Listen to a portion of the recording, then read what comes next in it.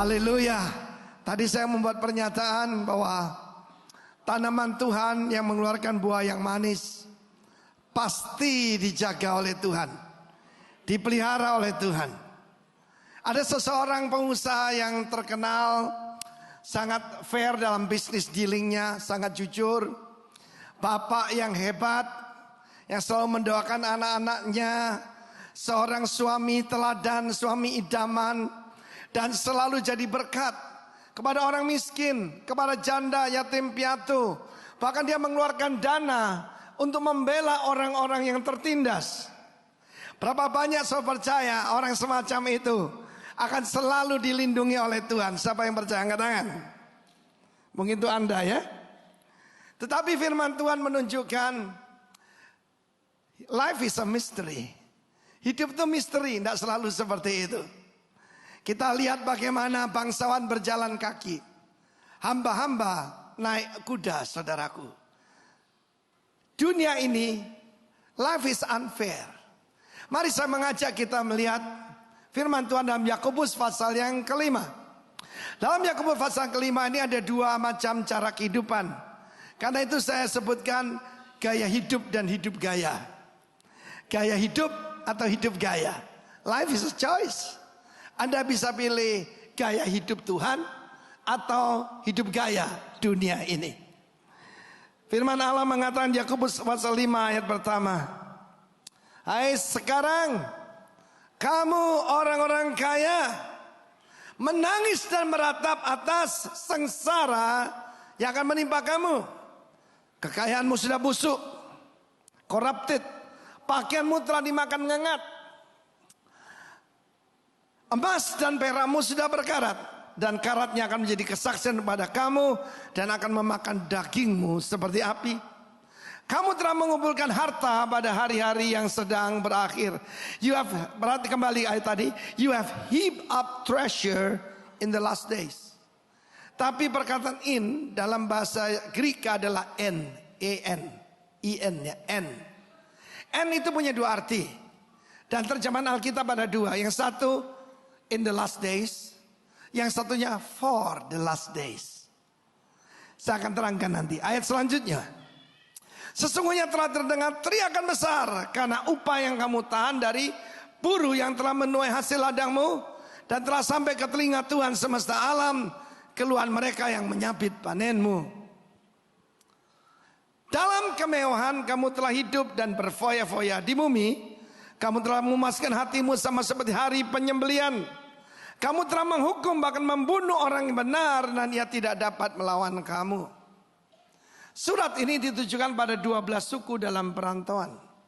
Yakobus 1 ayat 1. Berarti saudaraku, orang-orang Yahudi Kristen yang tersebar diaspora. Dan kita tahu bagaimana janji Tuhan kepada Abraham tetap berlaku melalui Yesus Kristus.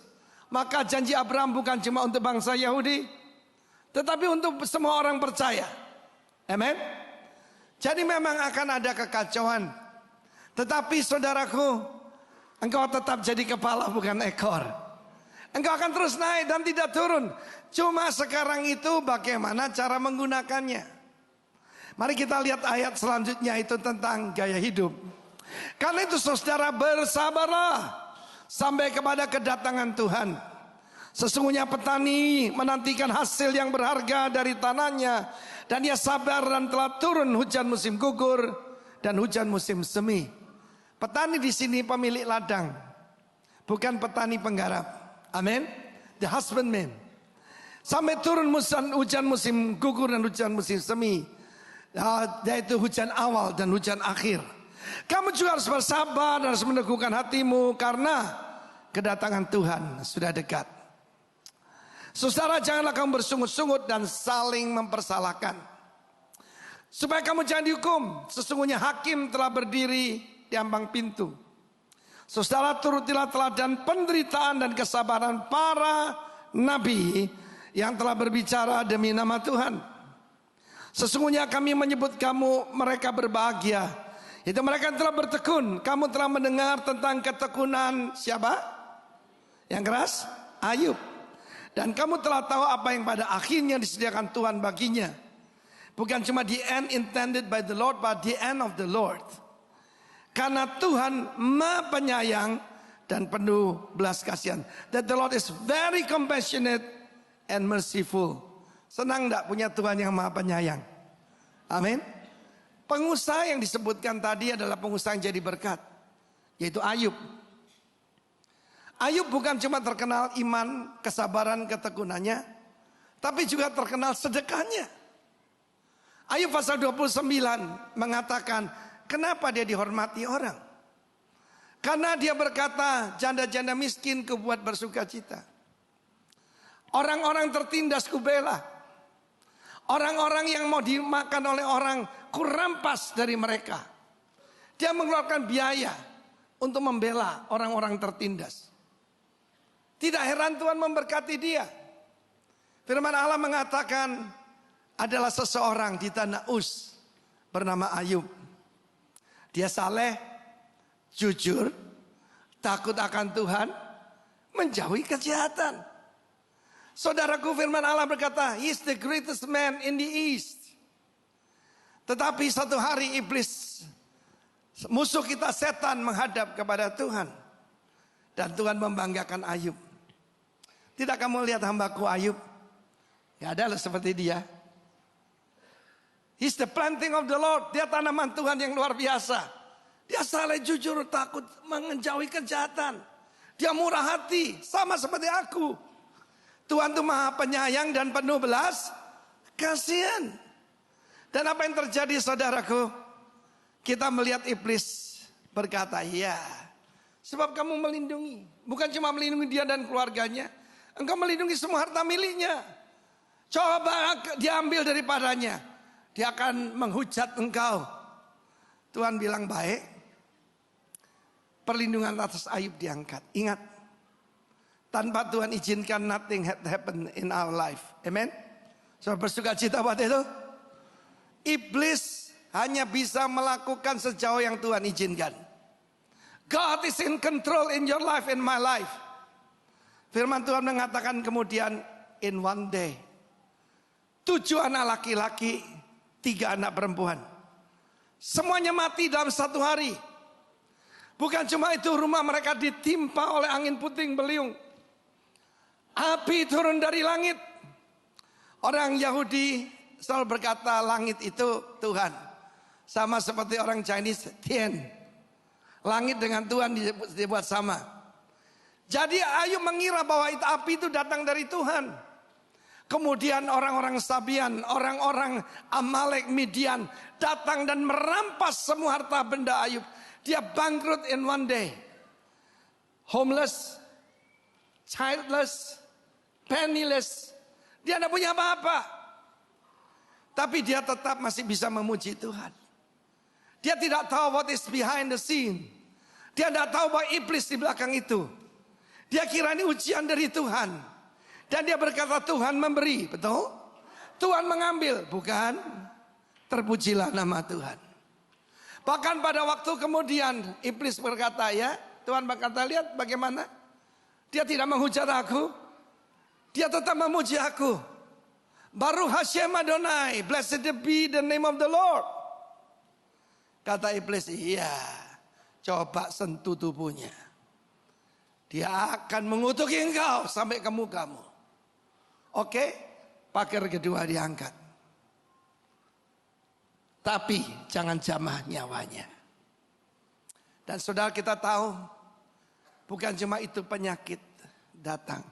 Sudah jatuh, ditimpa tangga, kejatuhan lemari, diserempet truk, digigit anjing gila. Pada waktu dia tidak punya apa-apa, dia cuma punya kreweng. You know kreweng? Pecahan tembikar sampai untuk menggaruk. Istrinya, saudaraku. Jangan menghakimi istri. Istrinya Ayub siapa namanya? Tidak tahu ya? Buyub. Ibu Ayub. Ibu Ayub tidak bisa ikut arisan. Ibu Ayub tidak lagi jadi orang terutama di kota itu. Dia kehilangan semuanya. Dan jangan mudah menghakimi dia. Saudara pernah berjalan di sepatu dari Ibu Ayub. Bagaimana kalau anakmu mati semua dalam satu hari? Bagaimana kalau statusmu diambil in one day? Dan suamimu mengeluarkan bau busuk. Nafasnya berbau busuk seperti mayat. Dan seperti mayat hidup, temannya aja tidak mengenali dia. Dia mendekati Ayub dan berbisik di telinganya. Kutukilah Allahmu. Lalu game over. Matilah. Bagaimana Anda kalau istrimu mengatakan begitu? Anda pernah dengar saya sering membanggakan istri saya ketika saya bangkrut. Dia berkata, sampai ke bawah jembatan aku ikut kamu. Bojoku, sini. Amin. Tapi ini bilang matilah.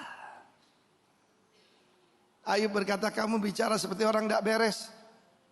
Apa kita cuma mau menerima yang baik pada Tuhan dan tidak mau menerima yang tidak baik? Saya mau beritahu pada saudara, segala yang baik dan sempurna datang dari Bapa segala terang. Padanya tidak ada pertukaran karena bayangan. God is good all the time dan all the time. Life is unfair, saudara. Kalau engkau mengira semuanya pasti, yang baik pasti menang, belum tentu di dunia ini. Tetapi inilah tanda-tanda bahwa kedatangan Tuhan sudah dekat. Engkau mendengar perang dan deru perang. Engkau melihat gempa bumi bersamaan di beberapa tempat. Tetapi ada tanda yang lebih jelas sekarang, yaitu aniaya kepada orang benar. Karena iblis yang di belakang sengsara Ayub masih hidup. Seorang hamba Tuhan menulis, Satan is alive and well on planet Earth. Ada seorang teman saya, dan dia belum percaya Tuhan Yesus. Satu hari dia beli sebuah buku untuk pergi ke Bali, dan buku itu dikira buku horor. Satan is alive and well on planet Earth. Dia kira seperti baca Conjuring begitu, saudara. Dia baca di Pantai Sanur, isinya akhir zaman. Dia bertobat, saudara.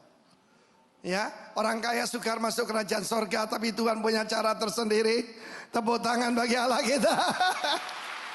Wow. Saudara yang kasih Tuhan, saudara semua beritahu dan tidak mau menunda bubukan saudara. Akhir zaman telah tiba. Bahkan akhir dari akhir zaman. Orang-orang kaya merataplah.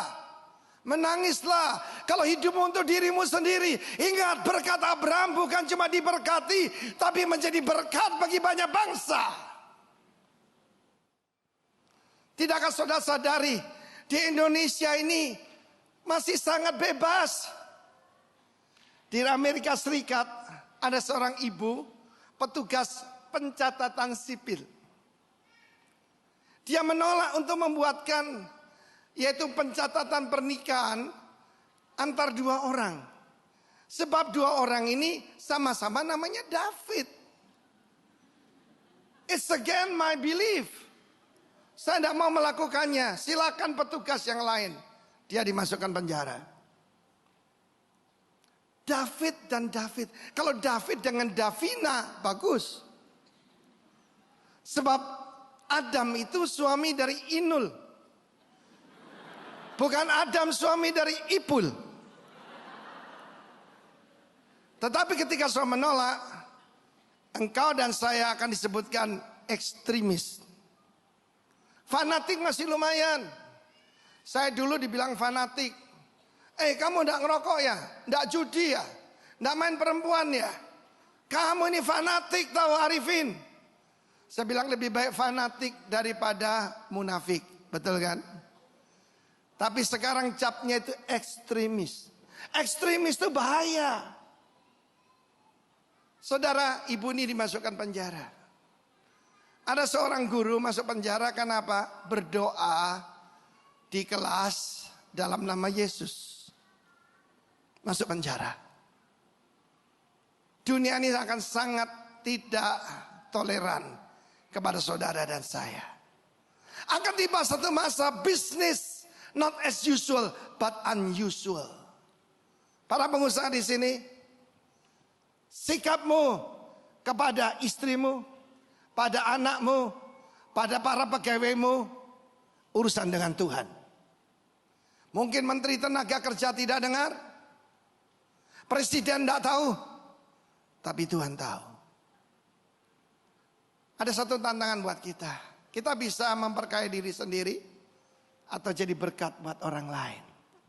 Kalau saudara pergi ke museum Holocaust di Yerusalem, pastikan saudara ke Yerusalem pergi ke sana. Di sana ada seorang bernama Oskar Schindler. Oskar Schindler adalah orang Jerman. Dan dia menyelamatkan ratusan orang Yahudi. Diedap jadi pegawainya. Disembunyikan identitasnya supaya selamat. Memang tidak disebutkan apa dia Kristen atau tidak. Tapi jangan lupa. Hanya kasih Tuhan yang bisa membuat orang begitu. Mempertaruhkan nyawanya. Saya belum nonton filmnya, saya belum dapat. Kalau ada saudara punya, pinjamkan saya. Schindler's List. Ketika pada saat dia harus meninggalkan Jerman karena nyawanya diancam oleh SS Gestapo. Dia lihat dia masih punya mobil. Dia lihat dia masih punya jam yang bagus. Dia jual dulu. Dia selamatkan orang lain. Dan dia keluar cuma bak ransel. Sekarang namanya tercatat. Bukan cuma di hadapan Tuhan. Tapi dalam musim Holocaust. Ada pohon-pohon yang ditanam. Dan penghargaan untuk seorang bernama Oskar Schindler. Barang siapa memberkati engkau akan kuberkati. Barang siapa yaitu mengutuk engkau akan kukutuk, kata Tuhan. Firman Tuhan berkata emas dan perakmu akan berkarat. Beberapa tahun yang lalu sebelum emas itu pernah anjlok. Ada banyak saudaraku investasi bodong. Ada beberapa orang tertipu di negeri, di kota ini. Mana mungkin ada emas bisa turun. Alkitab mengatakan emas dan perakmu akan berkarat. Perak itu US dolarmu, euro, pound sterling. Tapi emas mungkin depositomu bisa berkurang nilainya. Pakaian dimakan ngengat, apa dimaksudkan? Saham. So ingat pembukaan pasar saham di China. Baru beberapa saat ditutup kembali karena anjlok mengejutkan. Berapa persen? Cuma 7%. Akan tiba waktunya apa yang terjadi. Great Depression akan terjadi lebih dahsyat lagi. Di mana harga saham tidak lebih dari kertas pembungkus kacang. Karena itu saudaraku, saya menulis sebuah perkataan lama saudara. An old saying di grup hamba-hamba Tuhan Rock. Saya tulis begini. Do the giving while you are living. And then you will knowing where you are going. Ikuti saya. Do the giving while you are living. Then you are knowing where you are going. So bisa tahu saudara ke atas atau ke bawah dari apa yang saudara berikan. Amin. Kapan itu ada teman saya sekelas. Waktu Bill Gates datang, dia memberikan yaitu persembahan untuk Bill Gates Foundation untuk Indonesia. Untuk pemberantasan TBC. TBC sekarang aneh-aneh. Ada jemaat terkena TBC, saudaraku koma 3 tahun. Dia maunya ngomong $1 juta, tapi bahasa Inggrisnya kurang karena dia berbahasa Mandarin. Ya, dia berkata 100 million US dollar. Orang ingat apa yang saudara berikan, bukan apa yang saudara kumpulkan. Engkau telah mengumpulkan menumpuk harta untuk akhir zaman. Apa yang untuk akhir zaman itu? Bukan cuma di akhir zaman. Di akhir zaman kita harus merubah gaya hidup kita. Bukan hidup gaya, tapi gaya hidup. Firman Allah mengatakan, orang berdosa ditugaskan untuk menumpuk kekayaan. Yang nanti harus diberikan kepada orang yang takut akan Tuhan. Saya percaya akan ada transfer of wealth besar-besaran bagi mereka yang bisa dipercaya untuk mengelola keuangan. Loh kok diam semua saudaraku? Yang percaya tepuk tangan bagi Allah kita. salah satu poll yang paling bisa dipercaya, yang berhubungan dengan iman kepercayaan kita, bukan cuma Pew Research, tetapi George Barna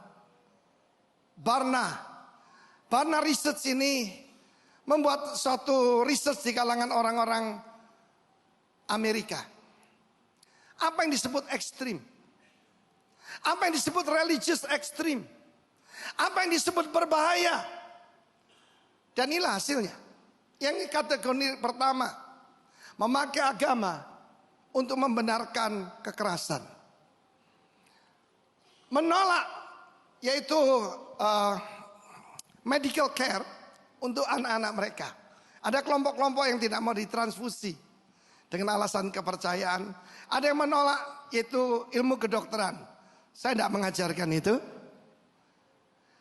Dan juga menolak melayani seseorang karena gaya hidupnya bertentangan. Kapan itu ada sebuah toko kue ditutup di Amerika. Kenapa? Yaitu karena tidak mau membuatkan kue pengantin untuk Adam dan Ipul itu. Ketika mereka pesan kue untuk pengantin, lah biasanya kan pengantin laki dan perempuan. Ini laki dengan laki. Dia bilang sorry, it's against my belief. Dilaporkan, dimasukkan penjara, usahanya ditutup, bangkrut. Coba lihat ekstrim tingkat kedua. Menunjuk orang lain bahwa mereka immoral, menyerang kafe-kafe, restoran yang tidak mau tutup, dan juga memberitakan satu pesan agama di tempat terbuka, mencoba membawa orang lain kepada imannya, mengajarkan anak-anak mereka bahwa sexual relationship di antara orang yang sama jenis adalah salah. Saya mau tanya, berapa banyak saudara berkata bahwa Adam dan Ipul itu salah? Angkat tangan. Saudara ekstrim tingkat 2. Amin. Berdoa keras-keras di publik. Ada orang lain yang hadir di sana, membagikan traktat, ya toh? Dan saudara yang itu terakhir, protest government policy that conflict with their religion. Tingkat ketiga, lebih sadis. Berdoa dalam bahasa khusus disebut berdoa di dalam bahasa roh.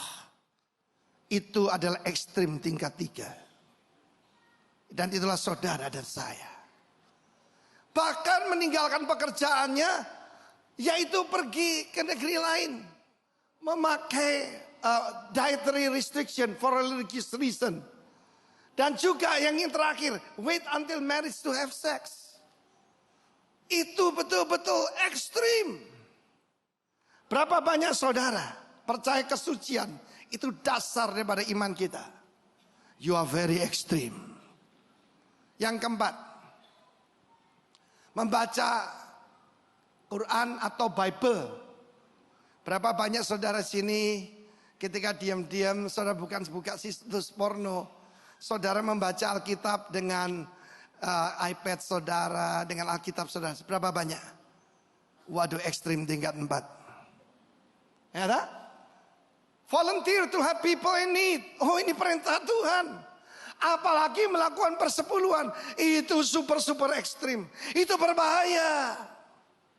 Saya lihat sudah tiba saatnya yang baik dibilang buruk, yang buruk dibilang baik. Tidak heran dalam 2 Timotius 3 ayat 1 dikatakan akan tiba saat-saat yang sukar. Sukar bagi siapa? Bagi orang benar. Firman Allah mengatakan tentang Ayub. Ayub mengalami bantahan luar biasa. Karena itu saudara harus bersabar.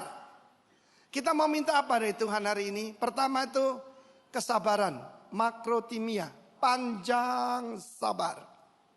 Bukan sabar aja, panjang sabar. Itu buah roh.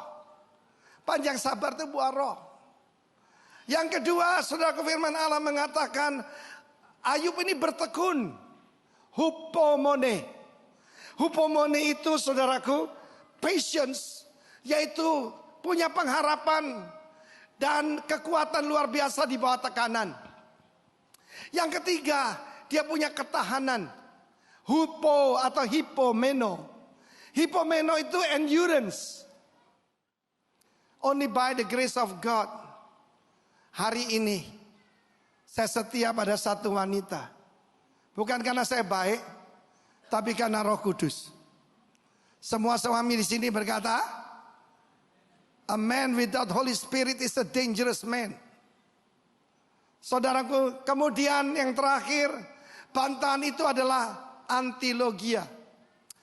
Baca Ibrani pasal 12, mulai ayat 1 sampai 3. Karena begitu banyak saksi yang mengelilingi kita, supporter, orang benar mulai dari Adam sampai Abraham dan selanjutnya.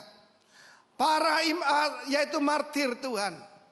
Mereka itu melihat kita sedang berlomba. Maka mari kita melakukannya dengan mata tertuju kepada Yesus. He's the author and perfecter of our faith. Dia adalah Tuhan yang memulai dan yang menyempurnakan iman kita. Maka saudaraku, dia mengabaikan kehinaan. Ibrani 10 kita akan mengalami dihina, difitnah dan sebagainya. Tekun memikul salib ganti sukacita yang disediakan bagi dia. Ya, endure the cross, despising the shame, yang sekarang duduk sebelah kanan takhta Allah. Ayat selanjutnya. Ingatlah selalu akan dia yang tekun menanggung apa? Bantahan. Bantahan di sini adalah antilogia. Apapun yang kita katakan dilawan. Firman Tuhan dilawan. Di zaman daripada Sodom, di zaman daripada Lot, ketika dia berkata, Tuhan segera datang, dia ditertawakan, dikira lelucon. Ada orang tanya, gimana Pak itu Pokemon Go itu Pak? Saya bilang, kalau anak-anakmu dibiarkan main itu, mereka mengira dunia roh itu tidak lebih daripada video game. Dalam kehidupan daripada Ayub, dia sempat menyalahkan Tuhan. Sebab apa? Dia tidak mengerti bahwa iblis itu di belakang segala penderitaannya. Di dalam Ibrani 10 dikatakan kita akan mengalami hardship. 3H. Hardship, heartbreak, headache. Itu ada dialami semua orang. Kita akan mengalami 3S. Sengsara, sakit hati, sakit kepala. Tapi kalau terjadi bagi orang di luar Tuhan kita bisa maklum.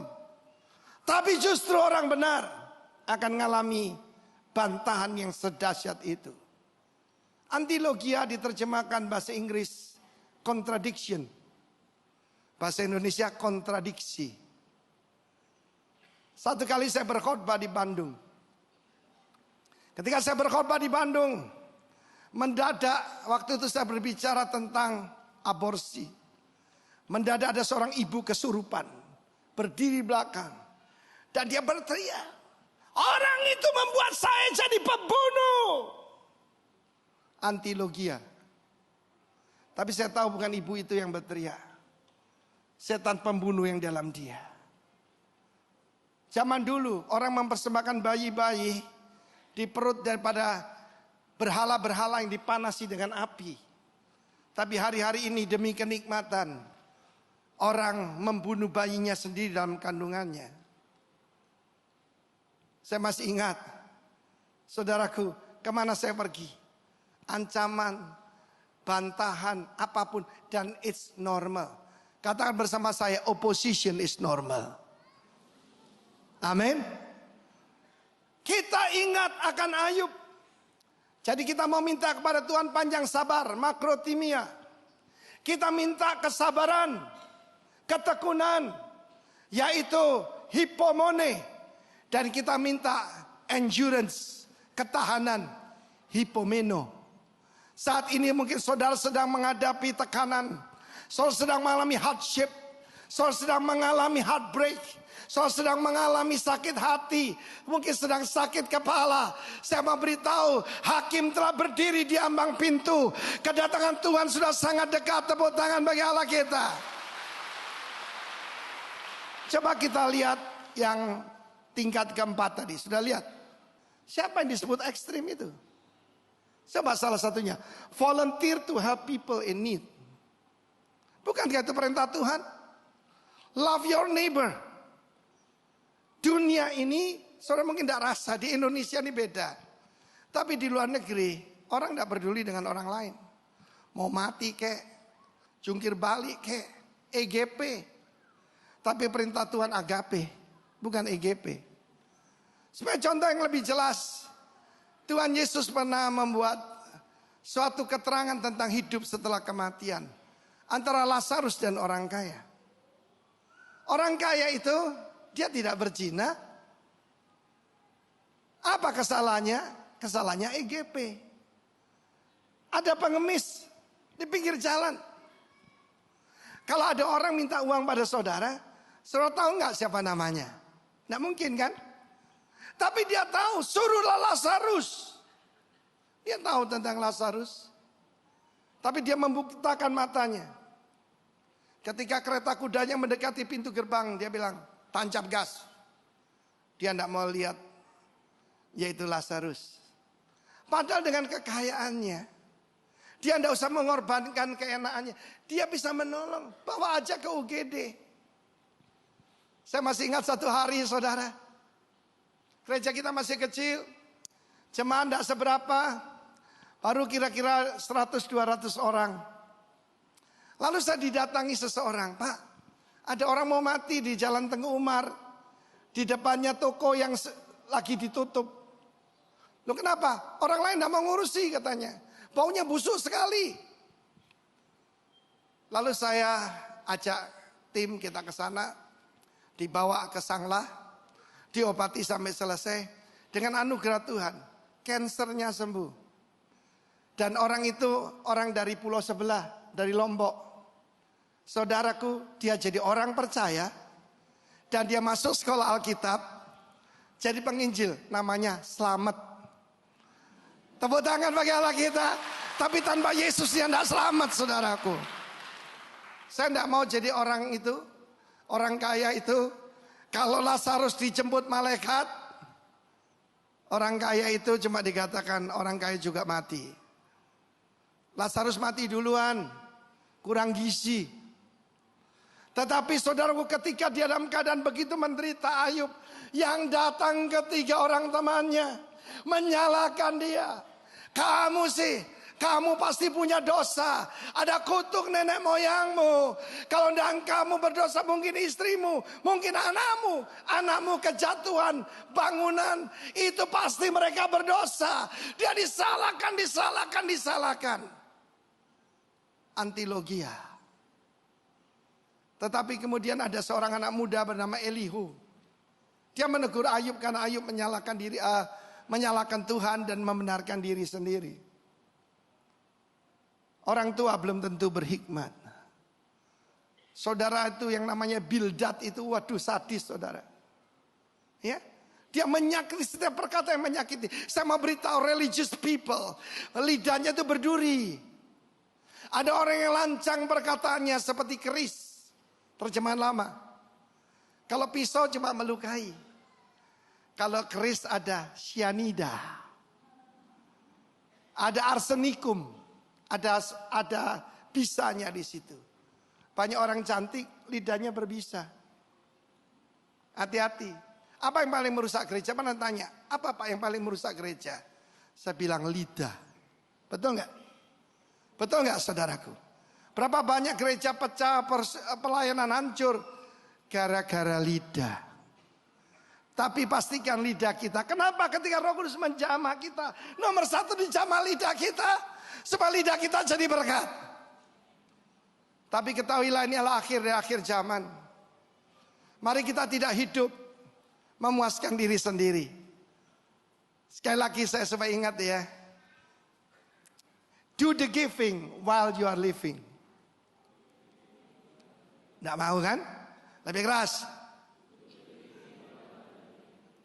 Gini loh saudara. Do the giving while you are living. Satu hari saya berjalan di sebuah proyek saya. Ada tulisan di situ. Cukup berhikmat. Berdoalah sebelum didoakan. Kita saat ini di atas bumi. Tidak tahu kapan kita di bawah bumi. 3 feet under. 2 meter di bawah permukaan bumi. It can happen to us anytime. Karena itu do the giving while you are living. Then you are knowing where you are going. Dan kemudian kamu tahu kemana kamu pergi. Amen. Apa yang pada akhirnya Tuhan sediakan buat dia? Pemulihan berapa kali lipat? 2 kali lipat. 3.000 domba diganti 6.000. 1.000 lembu diganti 2.000. 10 anak diganti 10 anak. Tapi istrinya tetap yang sama. Amin. Istrinya tetap yang sama. Oh, tidak ada hubungan antara urusan pribadi. Dia tuh tukang kawin, tapi dia tuh baik kok. Jangan percaya. Kalau orang tidak setia sama istrinya, apalagi sama orang lain. Saya tanya direktur bank, Pak, Bapak kalau ngadakan yaitu kalau orang ngajukan portofolio kan bisa ditipu, Pak. Bagaimana Bapak melepaskan kredit? Dia bilang, I'm looking for dia bilang family man. Kalau orang itu setia sama istri dan keluarganya, kira-kira uang saya tidak hilang. Tapi kalau orang ganti pacar, ya tukang main perempuan, duit saya pasti melayang. Betul itu saudara. Loh kok diam? Amin. Saudara, kita harus minta pada Tuhan pertama panjang sabar. Ada kan banyak saudara orang mencoba memprovokasi kita. Kita harus panjang sabar. Berkatilah orang yang menganiaya kamu. Ucapkan berkat bagi orang yang menyalahgunakan kamu. Love your enemy. Bagaimana kita evangelical Christian disebut bahaya. Tidak ada perintah bunuhlah mereka. Dimanakan kamu dapatkan mereka? Kenakan pajak. Rampas harta mereka. Ada? Tidak ada.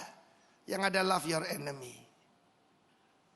Do good to those who misuse you.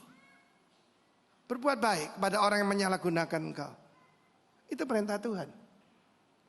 Karena itu saudara, dunia ini sudah berubah. Kata dunia berubah. Jangan hidup sama seperti tahun-tahun lalu. Tuhan sudah mau datang. Hakim telah diambang pintu. Kita tidak usah balas. Vengeance is mine.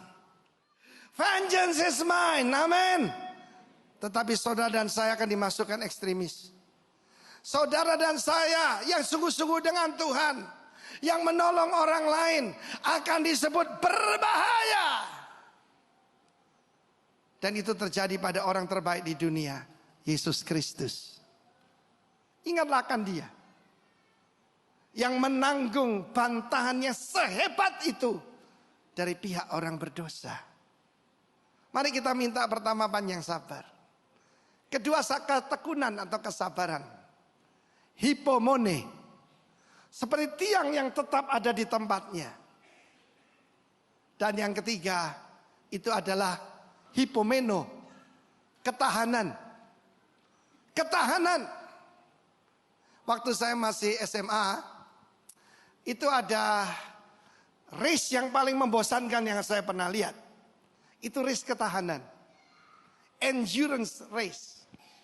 Yang dipakai di Surabaya itu di jalan utama daripada daerah Perak. Jadi di sana itu balapannya bukan cuma cepat-cepatan, tapi lama-lamaan saudaraku. Kenapa orang tidak tahan lama? Olinya kurang. Olinya itu apa? Urapan Roh Kudus. Mari kita minta urapan Roh Kudus supaya ada hipomeno, ada ketahanan, ada endurance pada saudara dan saya.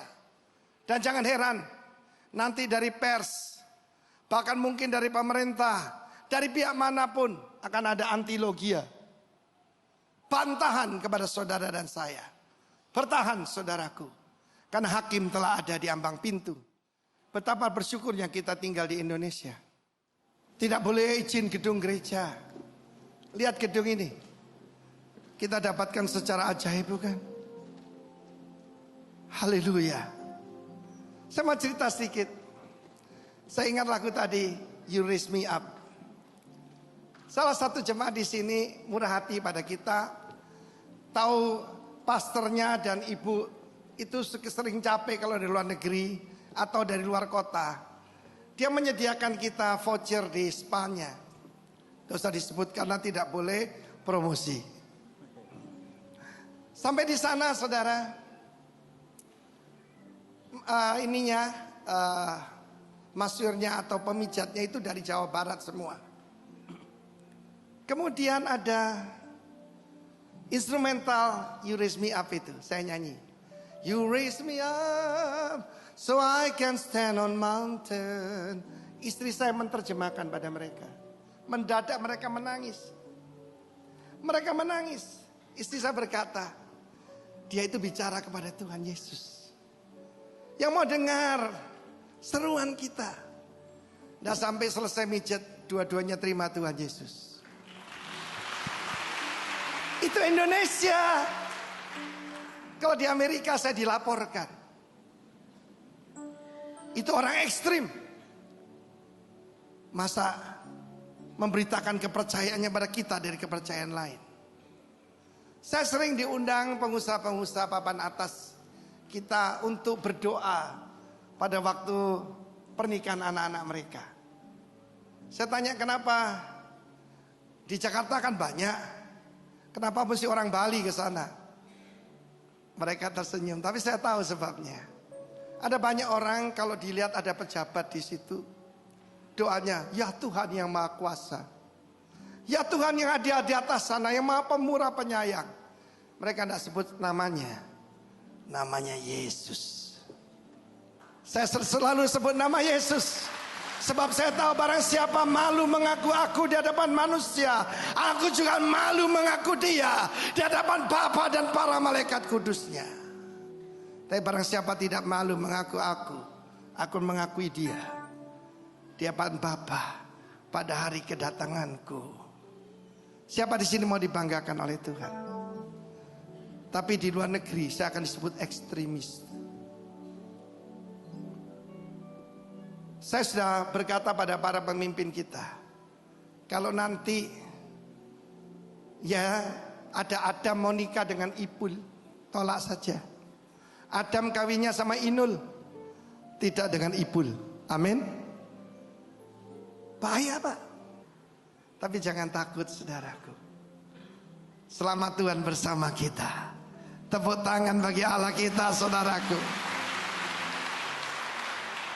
Saya tahu the time is up, tapi saya ingin cerita. Barusan saya ke Amerika kan. Ternyata saudaraku, Indonesia sering lebih baik dari Amerika. Kita itu dipindah gate gak ngomong-ngomong saudara. Sehingga kita 20 orang terdampar. Saya harus terbang dari Los Angeles ke Orlando. Kita ditinggal pesawat. Lalu saya datang pada supervisornya. Saya bilang, this is not our fault. Yes, I know. Kita akan usaha. Ternyata saudaraku, untuk terbang lagi besok, ya meeting kita akan gagal. Pada saat itu apa yang saya lakukan? Saya lakukan sesuatu yang sangat ekstrim. Saya nyanyi. Saya nyanyi gini. God will make a way while there seems to be no way. He works in ways we cannot see. God will make a way for me. Saya tidak bersungut-sungut. Saya nyanyi. Dengan cara ajaib. Ini American Airlines. Ada salah satu teman kita. Dia mengusahakan supaya saya bisa berangkat dengan pesawat tidak langsung tapi lewat Dallas. Ketika saya maju menghadap staff, dia bilang, you are in the same situation. Kamu waiting list nomor 21. Waktu dia bilang begitu, sorry, I was rebooked in this flight. Saya tunjukkan saudara, Tuhan membuat jalan di mana tidak ada jalan. Akuilah dia dalam segala lakumu, maka dia akan meluruskan jalanmu. Tepuk tangan bagi Allah kita.